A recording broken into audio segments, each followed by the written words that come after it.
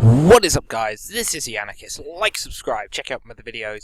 Today I'm going over the top 10 Yugioh decks of the July 2015 format for the meta/competitive player. So, for number 10, we have Mermails. Mermails just got Atlantean Dragoons 2, and they've always been a powerful deck, they've always been a fun deck, and they can do some pretty nutty combos. I really like this deck, and I think it should see more play.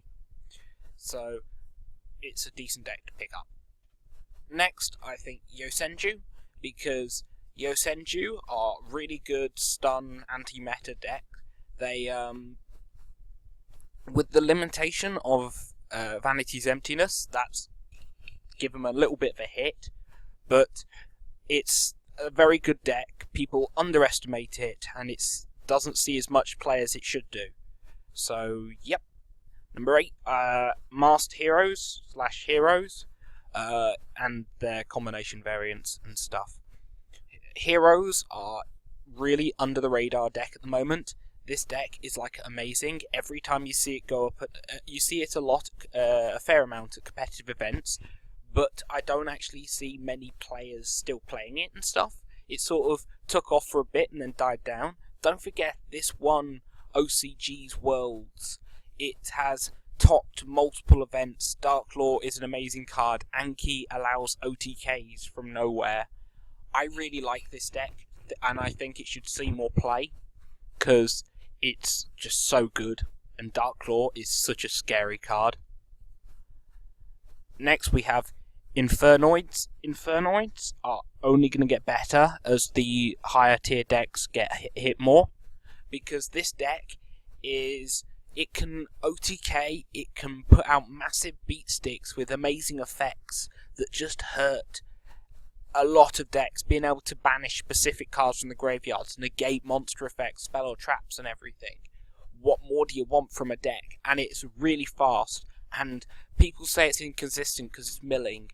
They obviously haven't played the deck. The deck mills so much that you get everything in the grave, therefore there's no inconsistency of having the wrong cards in the grave, because you want like everything in the grave and it all goes there. So this deck is really good, and when the new support comes out for it, it's going to get even better. It's one to keep an eye on. Next, Ritual Beast. I put these two, Infernoids and Ritual Beast, so like you could swap between them. I think Ritual Beasts just have that slight edge because of the Necros match, and I really like them because they are the new age Infernities, because Infernities are got hit because of their infinite loops, and that deck was just impossible to kill. This deck just allows all of the loops and everything in a new archetype, and it's got some amazing traps. The fusions are cool, and I really like the deck, and it takes a lot of skill to play it because you have to learn the combos and you can mess it up very easily. For number 5, we've got Cetal Knights. I think these are an underrated meta deck. They say these are anti-meta, the best anti-meta or whatever and stuff. This, I think it's more of people forget that set 5 back row is an absolute pain, and they can make that number 86. They can make Ptolemaeus, is what it was designed for. They can make Infinity when it comes out. These are really good at making the entire rank 4 toolbox, and it's very powerful. I think it's just an underrated deck, and it's number 5, but it should be going up there a bit more. Number 4, Burning Abyss. These three, number 5, 4 and 3, you can like pop between and stuff. I think Burning Abyss is really good at the moment because it can OTK, it can play the stall game, it can do everything in one deck, and everything floats. So when your opponent decides to destroy your monsters, I don't see a problem with this, but the deck has taken hits with like Tour Guide going to 1 and stuff like that, but it's a very good deck. Next, Shadows. As I said, it's personal preference about the order between all of them, but I just think Shadows, because of the amount of variants you can do, because of the amount of tech cards you can add in, this deck, it admittedly has a bad Cliffort match, but you can put in cards to help with that and stuff. And I just think it's a good, solid number 3 spot, because Construct, it destroys any special summon monster. Winder, it's a Djinn lock that only allows your opponent to special summon once per turn, and it can't be destroyed by spell or traps or monster effects or whatever it is. It's just a really solid deck, and there are so many adaptations you can do with it. It's very hard to hit almost. You mean you can hit it and stuff and start hitting the archetype ones, but there are so many variants with it. You can't say, oh, there's only one version of Shadows. There's like Denko dolls, there's Traps dolls, there's Equip dolls, there's everything. Next, number 2, I think, is Cliffort. Cliffort, the Towers Turbo, or the Trap variant, which is seeing less play, or whatever, whichever versions you want to play of Cliffort. This deck, they've said it. People have said it that this deck shouldn't have been an initial Pendulum archetype. It should have been a later on version because it is very powerful. It is very well thought out of an archetype, as in it has a boss monster that can't be killed, which has so few outs.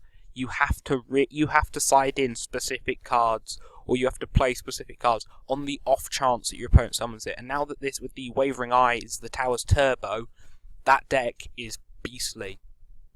And with lose one turn and skill drain, admittedly skill drain going to 1, and their Equifate and everything, this deck is really powerful. It is really good. And as everything goes to the extra deck when you kill it, you do anything against them. If you can't OTK them in that turn or have an effective way of clearing the board each turn, you're going to have to do it again next turn as they Pendulum summon again. So I don't like this deck because going against it is an absolute pain, but I appreciate how good it is. And number 1, of course, Necros. Necros got the Djinn hit and Shrit, and Lavalval Chain apparently, even though they didn't really need that.